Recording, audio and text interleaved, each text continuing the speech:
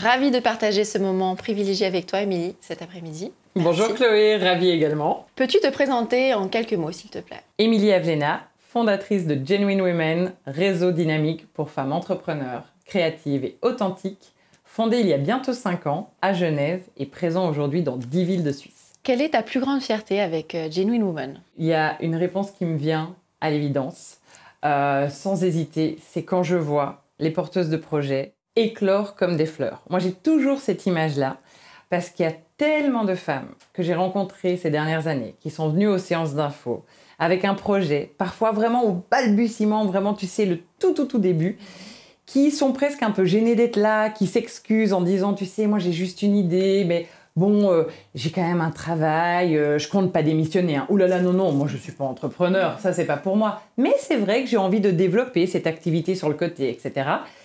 Et au fur et à mesure des mois qui passent, des opportunités saisies, elles prennent confiance, elles voient que ça plaît, elles voient qu'il se passe des choses. Et parfois, 1 an, 2 ans, 3 ans après, elles me contactent et elles me disent « Écoute, tu sais quoi, je me lance, je démissionne, je sens qu'il y a quelque chose à faire et je me lance pleinement dans mon activité. » Et ça, je trouve que c'est extraordinaire. J'ai plein d'exemples en tête et j'ai vraiment vu des femmes se transformer, prendre confiance en elles, se réaliser. Et ça ne veut pas toujours dire démissionner pleinement de leur travail, mais c'est, en tout cas, développer cette idée qu'au début, elles réfrénaient, elles pensaient impossible pour elles, et d'un coup se dire, en fait, si je peux le faire, et ça a changé ma vie. Genuine Women va bientôt fêter ses 5 ans. Bravo. Exact. Et donc, j'imagine, dans une étape numéro 2 pour toi et puis pour ce magnifique projet, peux-tu nous en dire davantage sur cette prochaine étape que tu es en train de travailler déjà là en amont? Écoute, avec plaisir, parce que c'est une étape qui est quand même assez conséquente, décisive, on va dire, et pas franchement facile. J'ai toujours eu une vision internationale du projet Genuine. Je me dis, quelle force, quelle puissance, imagine, de pouvoir créer des connexions avec des personnes en dehors des frontières qui pourraient devenir des collaboratrices, des fournisseurs, des revendeurs, etc., etc. Pour tout te dire, ça fait longtemps que j'y pense, mais j'ai quand même vite vu que toute seule, j'avais mes limitations et que je plafonnais quand même dans ce que je pouvais faire, dans ce que je savais faire, dans le nombre de villes et d'antennes que j'arrivais à gérer. Et ce projet, je l'ai mis sur le côté ces 2-3 dernières années, jusqu'à une rencontre décisive avec Clémentine, à qui je me suis associée. Il y a de ça maintenant 4 ou 5 mois. Pour ouvrir la France. En fait, c'est vraiment grâce à Clémentine que je me sens aujourd'hui d'aller de l'avant et de pouvoir développer le réseau en France. Mais ça demande en effet de repenser beaucoup de choses parce que je la fais rentrer quelque part dans ma maison. Je partage le bébé. Ça fait 5 ans que je travaille seule, je fonctionne seule, même si j'ai de la chance d'avoir une super équipe, des super ambassadrices, une CEO qui est à mes côtés, etc. Mais s'associer, c'est encore autre chose. Et je t'avoue que je prends beaucoup de plaisir parce que humainement, c'est une aventure incroyable.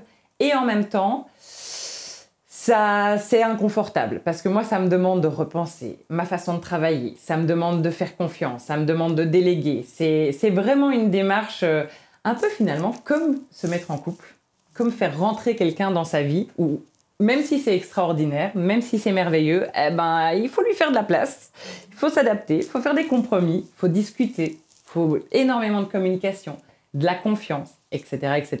Et donc, c'est l'aventure qui se joue pour le moment. Et donc, toutes les deux, est-ce que vous avez déjà discuté d'une vision même encore plus long terme sur un marché européen ou comment vous imaginez-vous même dans 5 ans, toutes les deux? Le projet, la stratégie, c'est de regarder dans un premier temps si ce qui a été fait en Suisse est véritablement réplicable en France, à savoir que c'est évidemment un marché beaucoup plus conséquent. On parle de 70 millions de personnes, donc là où je parle de 10 antennes en Suisse, il faut imaginer peut-être 30, peut-être 50 en France. Donc est-ce que vraiment nos process sont réplicables? Est-ce que ça va prendre aussi? Est-ce que le marché va aimer? Etc., etc. On s'est donné 2 ans, on a appelé ça un peu notre labo, on va tester ça avec la France. Et si c'est une réussite, alors l'objectif, c'est qu'à partir de 2024, on y va.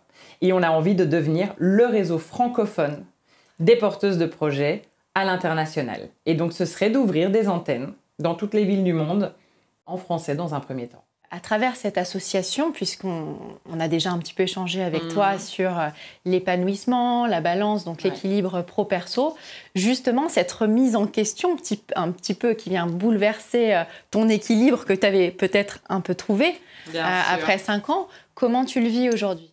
Je sens que je suis en train de grandir. C'est un peu, tu sais, ces étapes de vie, quand tu sens que tu passes à quelque chose qui concrètement, dans l'absolu, est inconfortable, mais que tu sens bénéfique. Un peu, tu sais, quand tu passes de l'école primaire à l'école secondaire, ou que tu arrives à l'uni, ou peut-être ton premier travail, les premières semaines, pour personne, c'est très agréable. On connaît personne, il faut réapprendre à fonctionner, etc. Mais tu sens que c'est une étape clé qui va te faire grandir. Je suis exactement là-dedans. C'est-à-dire que, évidemment, Clémentine, de par son expérience, elle met le doigt sur pas mal de choses que moi, à l'époque, j'étais toute seule dans ma boîte. Donc, on a un peu tendance à mettre certaines choses de côté, les choses où on n'a pas trop envie de mettre son nez. Là, il n'y a plus le choix. Donc, c'est en train de me permettre de structurer et de mettre un cadre à Genuine. C'est en train vraiment de me permettre de me professionnaliser. Et de l'autre côté, je suis obligée de faire une démarche, de prendre un peu de recul face à l'émotionnel. Parce que, vu que c'est mon bébé, évidemment que il y a certaines choses où on n'a pas envie d'aller toucher. Et en fait, c'est là où je dois revenir en disant, c'est ma société, c'est mon entreprise. C'est pas moi qui dois... on n'est pas en train de me demander de remettre des choses en question chez moi. Voilà, je dois aujourd'hui, je pense que si j'ai envie que Genuine grandisse, je dois prendre cette distance. Et c'est une distance qui est saine, parce que d'être trop dans l'émotionnel avec son projet, on n'a pas le discernement et on n'a pas le rationnel dont on a besoin pour vraiment faire les bons choix.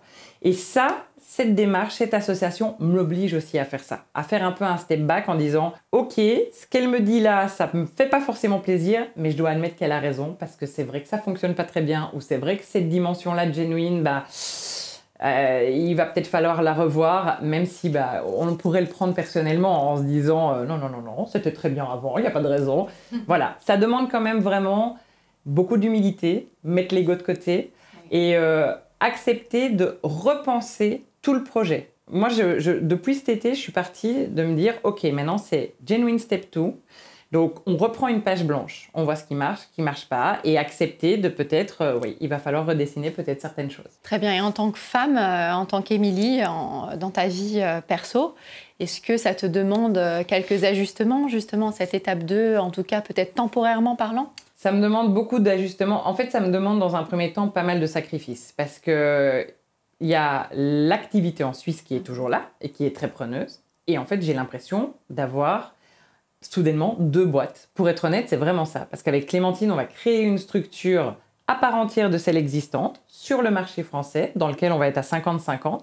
Et c'est vrai que j'ai réalisé il y a 2 mois qu'en fait, ça me prenait beaucoup de temps.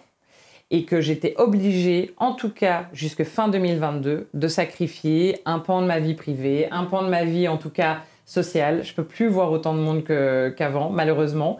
Ne parlons pas des loisirs, du sport, etc. Parce que je suis devenue maman récemment. Mais je le fais vraiment avec joie parce que l'aventure est tellement extraordinaire. Et c'est quelque chose que j'avais envie de vivre depuis tellement longtemps. Parce que moi, la France... je t'en parlais déjà en 2019. Donc, c'est quelque chose qui est là. Je ne savais pas comment y aller. Et là, je me dis, c'est maintenant. Donc, donne tout. Donne tout parce que c'est l'opportunité à saisir. Je te remercie en tout cas. Merci Chloé.